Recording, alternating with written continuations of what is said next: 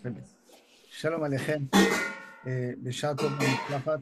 On arrive aux portes d'une nouvelle année. Et il nous reste 24 heures, moins de 24 heures. Baruch Hashem pour se préparer au Rosh Hashanah.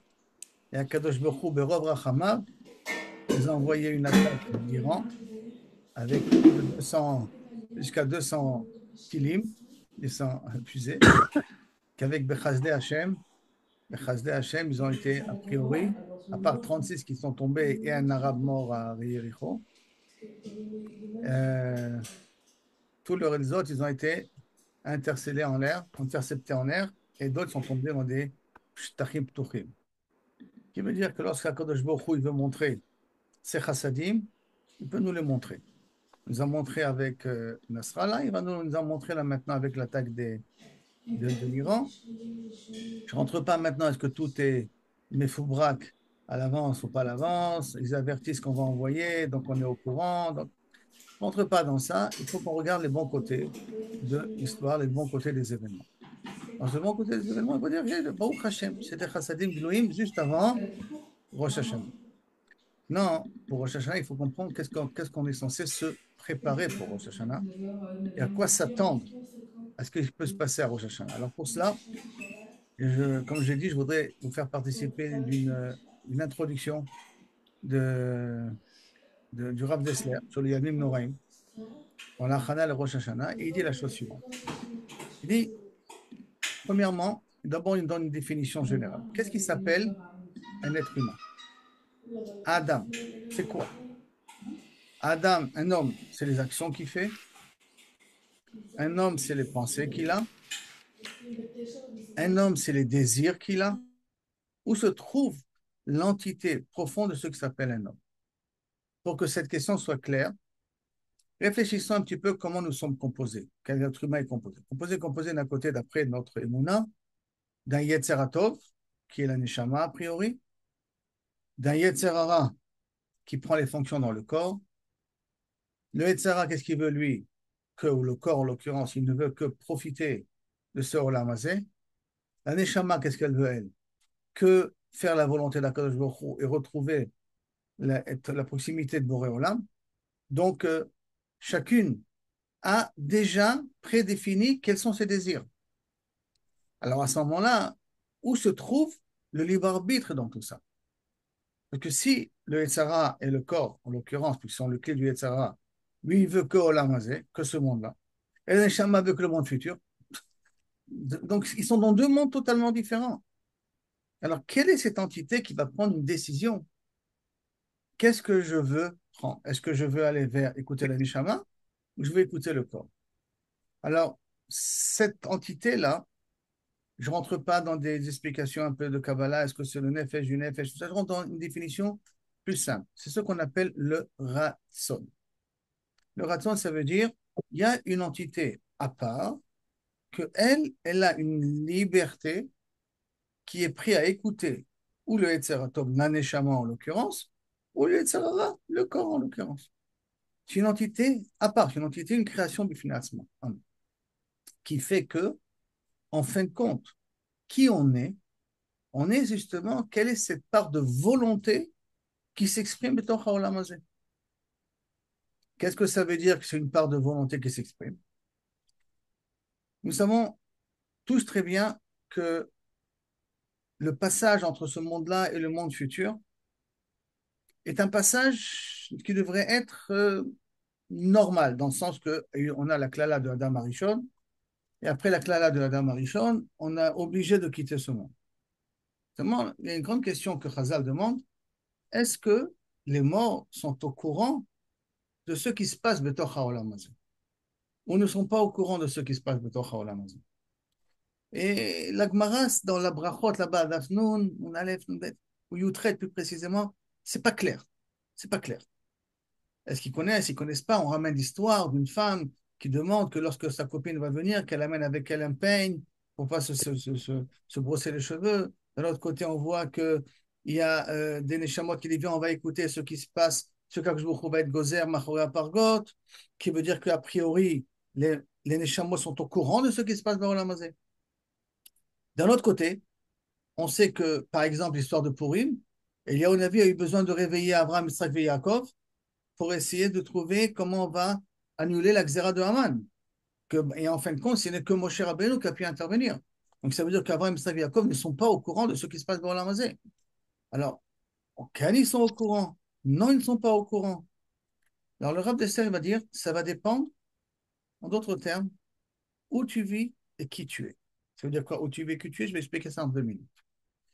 Comme on a dit dans notre introduction, que la définition de ce qui s'appelle un homme, c'est en fin de compte où vont ses désirs. Ça veut dire quoi ses désirs? Où sa volonté donne préférence. Si sa volonté donne une préférence sur des choses qui sont rouhaniim, qui sont spirituelles, ça veut dire que toute sa vie tourne autour des spirituels. Ça veut dire qu'il est plus à l'écoute de la neshama. Si, par contre, dans ce monde-là, cette volonté, elle est plus attirée des choses qui sont des choses matérielles, automatiquement, ça veut dire que sa définition, c'est que c'est un non matériel. Le problème, c'est lorsqu'une personne, elle meurt, elle quitte ce monde. Cette volonté disparaît ou continue à exister. Et là vient la définition de Chazal, la définition de l'Agma qu'on vient de dire, qu'en fin de compte, ce ratson, cette volonté, cette entité, cette création, qui est la particularité qu'Akadosh Baruch Hu a mis pour avoir la prira, pour avoir la liberté, le libre arbitre, ne disparaît pas après la mort.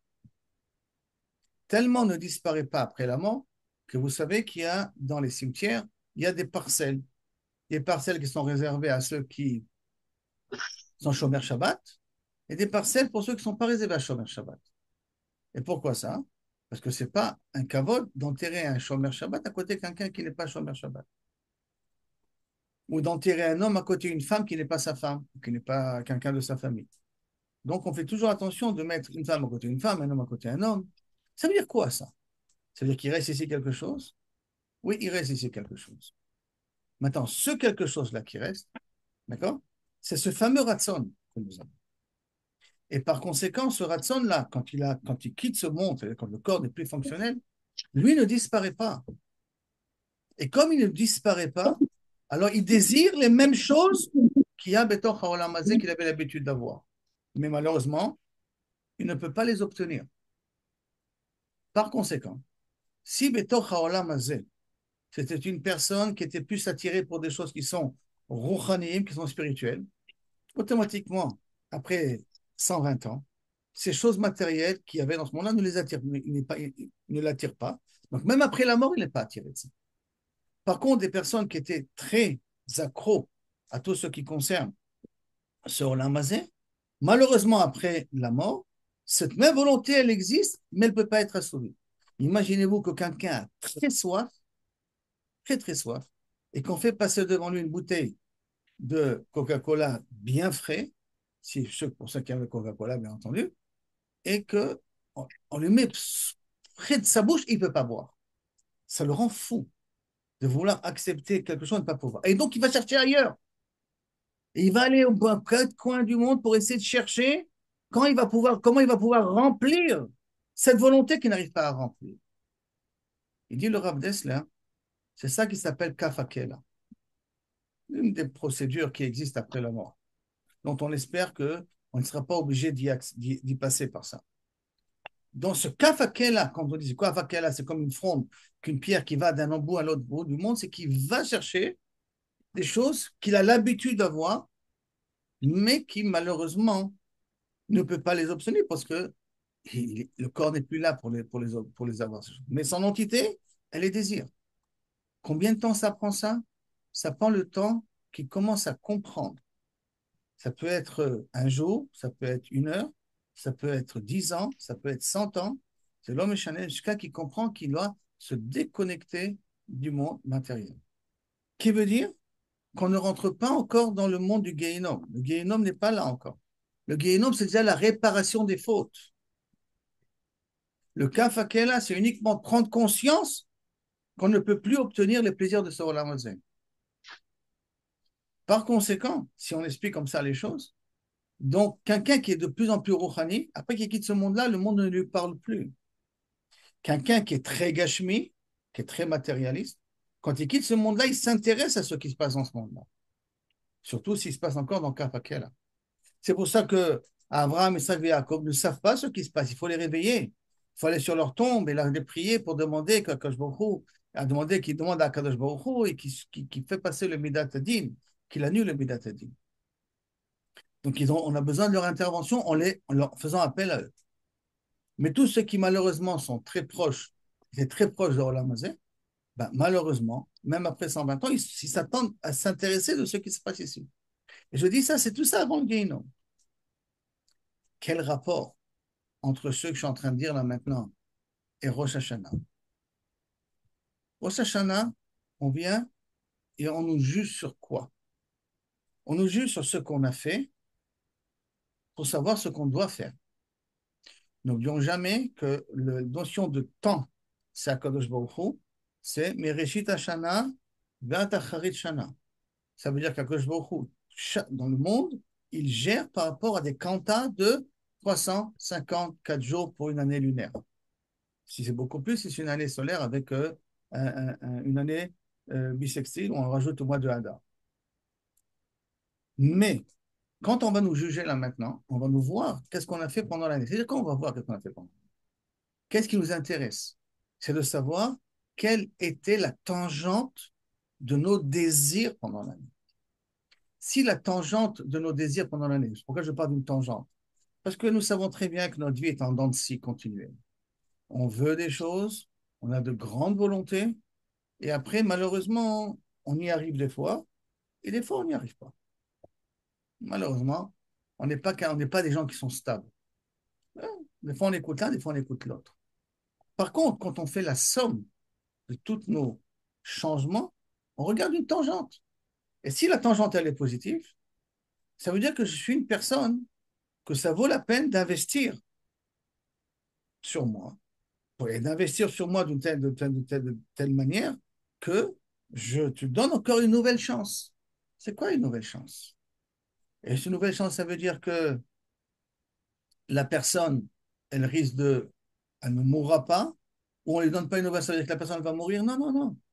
Il ne faut pas aller à ce niveau-là dans la définition que le rachat est censé mourir pendant l'année. Comme nous savons tous très bien la question sur le Rambam que tout le monde pose, et pourtant le Rava, le Kesef Mishneh, et pourtant on voit très bien que des Réchaim continuent à vivre et des tzadikim qui quittent ce monde-là. Donc ça ne peut pas être expliqué ça à la lettre, puisque la réalité ne correspond pas à ces phrases-là. Alors il y a plusieurs explications qui sont ramenées. Et c'est pour ça qu'il faut partir avec le principe que la question de Rosh Hashanah, ce n'est pas avoir peur. Est-ce que je vais finir l'année ou pas finir l'année? Ce n'est pas ça qui doit nous angoisser.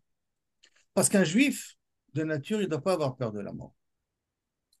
Je ne sais pas qui c'est qui a connu le Rav Gold, qui c'est qui connaît le Rav Goldberg, Rabbi Yaakov Goldberg du Machon Lev. Je suppose que les anciens du Machon le connaissent. Et que malheureusement, ils ont découvert, comme j'avais dit à certains, un guidoul, une tumeur dans le cerveau. Baruch Hashem, il a enlevé la tumeur. Maintenant, il fait de la chimiothérapie.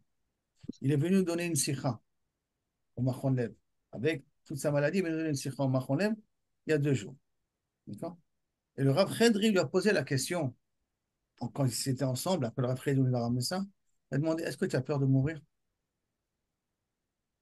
Et le Rabbi Yaakov lui a dit non. Non. Ça veut dire qu'un juif ne doit pas avoir peur, parce que pour nous, la mort, ce n'est qu'un passage. Un passage au monde réel, au vrai monde. Là, nous sommes dans un monde de travail. Et un travail, c'est pour, après, prendre des vacances. Après, être payé pour avoir de quoi vivre tranquille. Donc là, on est dans un monde de travail. Donc, quand on parle de Rosh Hashanah, c'est pas. C'est vrai que dans la tefila Miyechiev et Miyamout, on le dit ça dans la tefila, je ne dis pas le contraire. C'est une réalité. D'accord? Que ce qui doit mourir sera fixé à Rosh Hashanah. Mais la peur qu'on doit avoir, c'est pas ça, parce qu'on doit partir du principe qu'on est Ma'amin, Be'emunah Shlema, qu'Akadosh Baruch Hu va nous donner encore une chance. La question, elle est, quels sont les kelim qu'Akadosh Baruch Hu va me donner pendant l'année? Comment je vais pouvoir gérer ma vie pendant toute l'année qui va se présenter devant nous? Est-ce que ça va être une année avec des kelim, avec des ustensiles qui vont me permettre de grandir facilement ou de grandir par la difficulté? Parce que d'une manière ou d'une autre, il faut toujours partir du principe que Boré Olam, lui, il amènera son projet, je l'ai déjà dit plus d'une fois, à sa réalisation. En fin de compte, le monde arrivera à sa finalité. Et chacun de nous peut arriver à sa finalité. Que ce soit dans ce Gilgul Zé ou dans notre Gilgul, bien entendu, on ne veut pas que ce soit une nouvelle réincarnation, on n'est pas intéressé à ça. Mais quand je vais choisir le chemin que je vais prendre pour réaliser ce que je me donne, alors c'est toujours le choix entre prendre l'autoroute ou prendre une rue départementale, une rue nationale, une rue qui n'est pas une rue, un endroit, un passage qui n'est pas un passage. Mais tous amènent vers le même but, dans le même endroit. Par conséquent, ce qu'on va être jugé à Rosh Hashanah, c'est justement où elle va notre tangente. Si notre tangente est positive, donc ça veut dire qu'on a su utiliser les kélim qu'il faut. Donc ça veut dire qu'on a su être moins matérialiste que spirituel. Donc on a su donner une importance à la Kedusha. Et c'est quoi donner une importance à la Kedusha? On a eu de grandes épreuves à se lever le matin à la Tfila et on se levait à la Tfila. Pas toujours, pas toujours. On se levait à la Tfila. On a eu de grandes difficultés. Le Hachem m'a venu au Shiur et on est quand même venu. On avait de grandes difficultés de ne pas dire une Shonara. Et des fois on l'a dit, des fois on l'a pas dit. Mais dans la tangente, on n'a pas dit. On continuait le combat et on a, d'une certaine manière, gagné le combat. On a gagné, pas vraiment. Toutes les guerres, on les a gagnées, mais le combat, dans sa totalité, il est positif. Pourquoi? Parce que notre ratson est un ratson rouchani. Alors à ce moment-là, Kodesh Baruch Hu, à Rosh Hashanah, va être Kovea par rapport à notre volonté.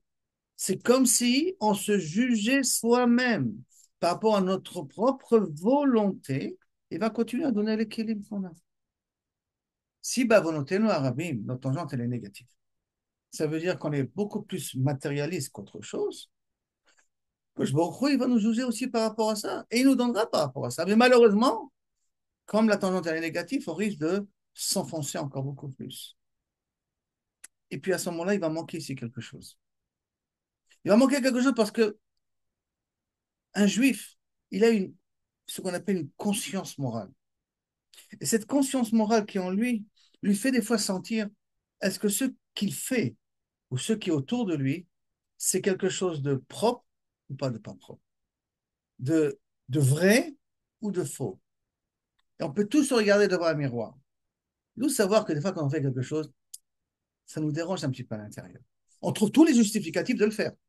Ah, Baruch Hashem, l'esprit humain est très fort pour trouver des raisons pour justifier ce qu'il fait. Il n'y a aucun problème à ce niveau. Le problème, c'est qu'on justifie. Et au fond de nous, quand on se regarde vraiment dans le miroir, on s'aperçoit que non, on se ment à soi-même. Et par conséquent, si on est quelqu'un de Rouhani, donc on essaye au contraire, de ne pas laisser cette angoisse venir. Si on est quelqu'un de Gashmi, malheureusement, cette angoisse va nous accompagner pendant la nuit. Et Akash Baruch Hu, il va justement nous juger sur ça, en nous disant, tu as fait un choix pendant l'année qui vient de passer. Dans ce choix, tu as montré que ton contact avec moi n'est pas majeur, ce n'est pas l'élément le plus important. Et Akash Baruch Hu, il n'y a pas de problème. Donc, on continue dans cette lancée. Ah, et je suis en train de partir en cacahuète. Peut-être que tu pars en cacahuète. Moi, je t'amènerai où je veux t'amener, Bassov. Mais le prix que tu payeras, c'est ton problème à toi. Parce que tu l'as choisi. Qui veut dire, quand on va passer maintenant à Rosh Hashanah, Hu va nous juger par rapport à notre niveau de spiritualité qu'on a. On vient me dire, Pérez, c'est sympa, vous me le dites là aujourd'hui, on est à moins de 24 heures avant Rosh Hashanah. Mazé Ozerli. Mazé Ozerli, c'est vrai. C'est des choses qu'on aurait dû parler au début de l'année, après Yom Kippour, pour l'année qui va venir. Simplement, on sait très bien que si on dit ça trop à l'avance, on ne fera presque rien par la suite. Vous savez, c'est comme on reçoit une invitation un mois et demi avant le mariage. Ah oui, super. On arrive au mariage, on a oublié qu'il y avait une invitation il y a un mois et demi. Donc il y a peut-être des choses qui sont importantes de regarder et de voir, d'Afka au dernier moment qu'on a. Parce que chaque seconde est importante. Et la preuve que chaque seconde est importante, c'est que Mincha demain, on fera la Hamida, d'accord? Et dans la Hamida de demain, qu'est-ce qu'on dira? Barech Chenu et Hashana Azot. Barech Chenu et Hashana Azot. Pourtant, il reste 10 minutes, il reste un quart d'heure, il reste une demi-heure, et l'année, elle est finie. Qu'est-ce qu'il y a à bénir? Qu'est-ce qu'il y a à bénir? Et là, hein, chaque seconde qui reste encore de l'année est une seconde qui vaut de l'or aux yeux de la Kadosh Baruch Hu. On en parlera ça un petit peu, Bezrat Hashem, à Rosh Hashanah ensemble. Mais chaque seconde, c'est une seconde qui, qui, qui peut être une éternité en soi. Ça veut dire que ce soir, c'est le dernier slichot de Elul. C'est vrai, il y a des slichot à minuit, il y a des slichot à 5 heures du matin, si je ne me trompe pas, pour ceux qui font avant le Netz. Je ne suis pas levé au slichot pendant tout Elul. Est-ce que peut-être je peux me lever pour demain, juste la veille de Rosh Hashanah? Peut-être je peux aller ce soir à minuit et demi au slichot de Chatzot. Ah, mais je vais être fatigué. Oui, mais je comprends qu'en fin de compte, si je vais au slichot, c'est que je montre que qu'est-ce qu'il y a un chachou pour ces 24 heures qui restent. Hein. Qu'est-ce qui est chachou? C'est la rouchaniyut. Il y a une expression qui dit en hébreu qu'akol olech achar achitum, tout va pour au moment de la signature. Si tout va au moment de la signature, ça veut dire que si même jusqu'à maintenant, malheureusement, c'était un peu vacant, c'était pas stable, mais à la fin, je me suis rattrapé. Cette fin-là peut avoir la valeur rétroactivement de tout le mois en question. Si Bezrat Hashem, ce soir, déjà maintenant, comment on va faire les brachot? On ne va pas attendre à Seret Yemek Tchouva pour commencer à faire de belles choses. Comment on va faire les brachot maintenant? Comment on va faire un Birkat Amazon ce soir, demain?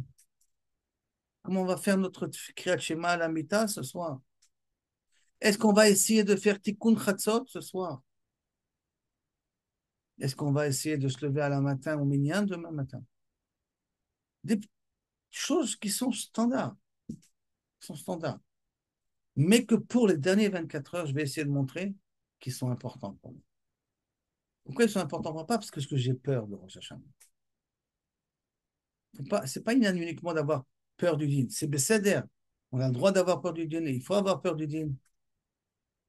Mais je ne veux pas qu'on rentre à un Rosh Hashanah uniquement avec la notion de la peur. Je veux qu'on rentre avec un Rosh Hashanah en sachant que c'est le plus beau cadeau qu'Akadosh Baruch Hu a donné aux humains, en l'occurrence aux Juifs. Qu'Akadosh Baruch Hu est capable de nous juger chaque nouvelle année et remettre les compteurs à zéro. Le seul petit inconvénient, ça sera dommage qu'il faut attendre Rosh Hashanah pour faire Chouva, parce que Rosh Hashanah, il n'y a pas de vidouille. Et regarde, même demain, il n'y a pas de vidouille. Hein. Et Rosh Hashanah, il n'y a pas de vidouille. C'est le Chag, le hors du Chag qui commence déjà. Mais, arrivé dans l'intronisation du roi, où je suis malheureusement pas encore lavé, préparé, ça travaille. Mais si je me prends là maintenant, et je me dis une chose que je dis toujours, et que c'est important de le faire, je prends un bout de papier. Et dans ce papier, j'écris la date d'aujourd'hui, puisque c'est aujourd'hui que j'ai pris le papier.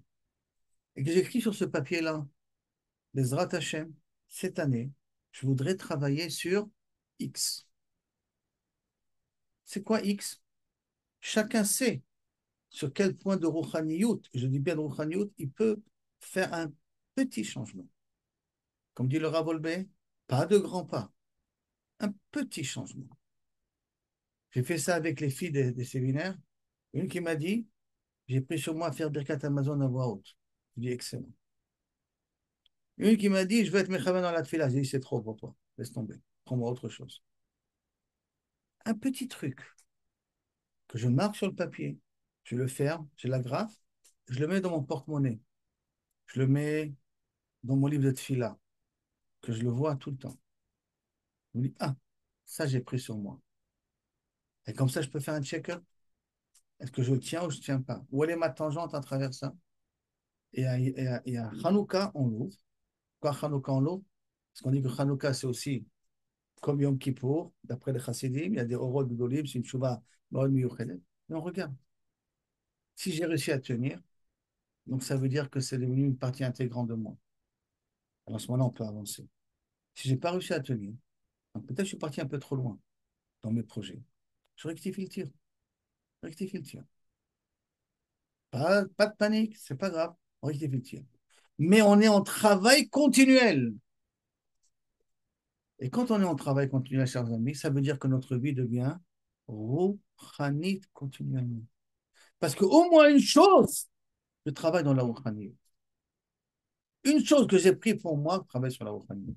Et que chacun fasse son chesbonnet fait, je répète. Hein. Ça peut être aussi faire Asher Yatzar sans bouger. C'est très dur, je veux savoir ça. Asher Yatzar, on sortait des toilettes tout de suite sans bouger. Ça peut être bracha achrona sans se lever de la table. Donc, je ne me lève jamais de la table avant de faire bracha achrona. Pour éviter, j'ai dit ou j'ai pas dit, j'ai fait ou j'ai pas fait. Tu arrives à passer le temps, par exemple. L'homme est chané. Chacun fait son check-up. Et avec ce papier-là, il vient à Rosh Hashanah. Maintenant, je ne veux pas qu'il le fasse après Rosh Hashanah. Il peut, Bediavad, que voulez-vous qu'on fasse? Si Bediavad, il n'a pas fait avant, il le fera après, mais c'est Chaval. Il nous reste 24 heures. Il y a moins que 24 heures, on a dit. Pour le grand jugement, il nous reste un peu plus que 24 heures, parce que le jugement commence le matin. Et de venir avec ce papier-là, il dit voilà que je me trouve. J'ai pris sur moi et j'ai commencé déjà.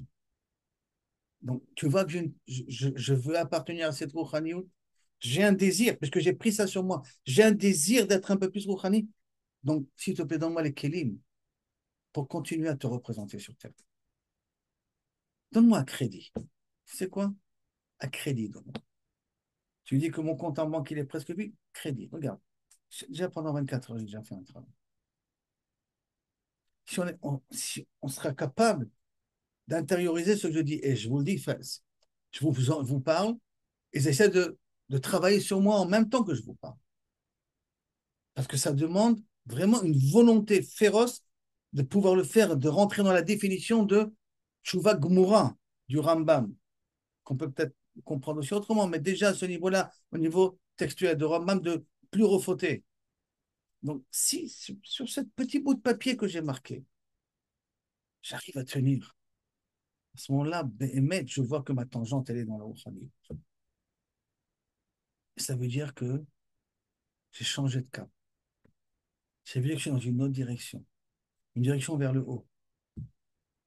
Et cette direction vers le haut, c'est ça qu'Akadosh Baruch Hu a besoin de nous. C'est ça qu'il veut. Il veut uniquement une chose. Change ton volant de direction. Montre que tu cherches la bonne direction. La direction qui nous amène vers ce que lui veut. Changez la direction. Et quand j'arriverai à Rosh Hashanah avec ça, en commençant maintenant, je répète, ce n'est pas des choses à dire à Rosh Hashanah, ce n'est pas des choses à dire après, c'est déjà trop dommage, parce qu'on a passé le jugement. Moi, je vais avant le jugement, venir avec ce capitel-là, ce petit bout de papier-là. Alors, Bezrat Hashem, Kodesh Baruch Hu, Bevadaï, pour moi, en tout cas, c'est Baruch, et de ce que je comprends, Kaviachol, du Rav Dessler, il me dit que je suis déjà Ben Olam Haba. Ça veut dire, j'ai déjà ma part au Olam Haba. Pourquoi j'ai déjà ma part au Olam Haba? Parce que j'ai montré que j'ai une part de Rouhaniyot. C'est vrai qu'on a vu dans le Rav Volbe, pour savoir exactement chez Ben Olam Haba, il y a 6 choses à faire sur Terre là maintenant. C'est pas le sujet là maintenant. Anna, ainsi de Douda, Goros, Kolazman, c'est pas le sujet, mais j'ai ma part. Pourquoi j'ai ma part? Parce que ma volonté, c'est Rouhaniyot. Je désire uniquement comment savoir me rapprocher. Mais je suis très loin encore, je suis très loin, c'est des milliers de kilomètres. J'ai déjà pris la tangente. C'est maintenant qu'il faut.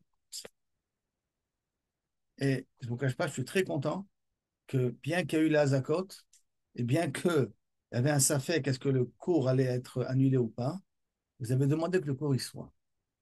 Parce que là, ça montre déjà que vous avez aussi cette volonté de Rouhaniyot. Quand Auriel m'a dit, il y a du monde, il ne pouvait pas savoir quel simcha ça m'a donné dans mon cœur. Parce que c'est ça qui est important pour un juif. Qu'est-ce qui est au fond de toi est important? La Rouhaniyot ou la Gashmiyot? Parce que c'est là-bas qu'on est défini. Iten Hashem. que Bezrat Hashem, on arrive chacun de nous à prendre cette bonne petite décision maintenant, qu'on commence à les réaliser maintenant. C'est comme un régime, l'Avdil, un régime. Celui qui dit que je vais faire le régime demain, c'est très bien qu'il ne va jamais faire le régime. Hein. Je vais faire du sport demain, on ne va jamais faire le sport. Hein.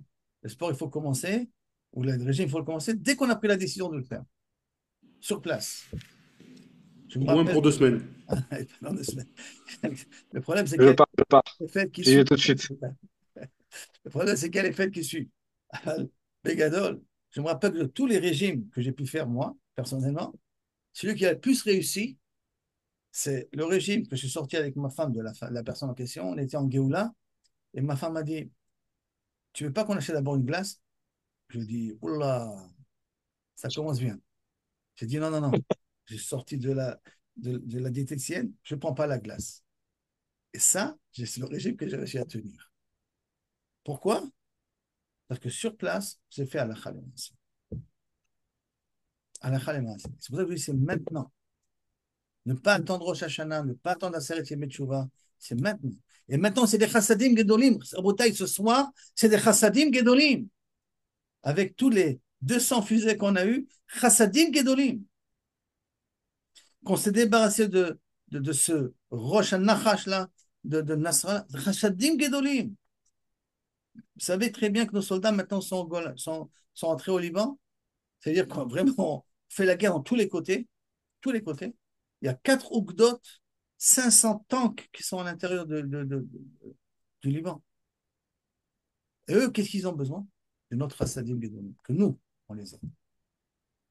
Alors, Bezrat Hashem, Kadosh Baruch Hu nous donne les kochot de tenir cette petite chose qu'on a pris sur nous et que cette petite volonté de Rochaniyut, Kadosh Baruch Hu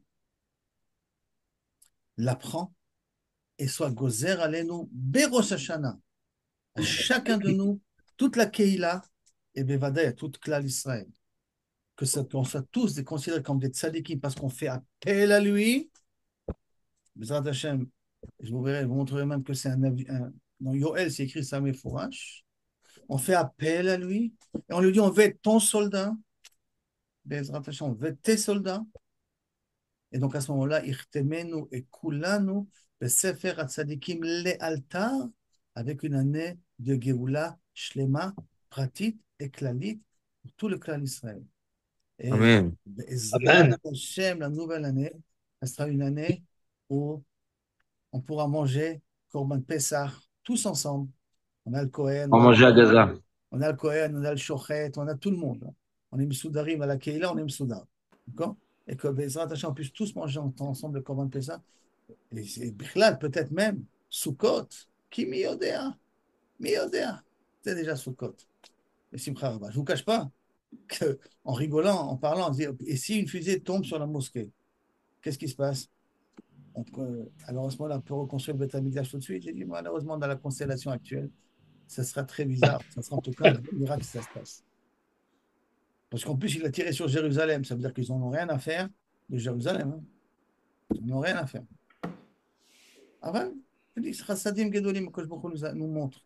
Profitons de ces chassadim-là pour rentrer dans le Echal, dans la cour de Tzadikim, en montrant que nous aussi, on a un passeport. Alors, Bezrat Hashem Bishwato, c'est Shana Tova, Tichle Shana Bekitia, Tachel Shana Ubirchotea, et que Bezrat Hashem, quand on va se rencontrer demain tous ensemble, dans les tfilotes, qui Kubal Beratson Tfiloteinu, et qu'on puisse bémet, be'enaim, aïn, be'aïn, de voir les nissim gedolim qu'Akadosh Baruch Hu continue à nous faire, qui nous a fait, qui continue à nous faire. Amen. Ken. Amen. Shana Tova, bracha v'atzlacha.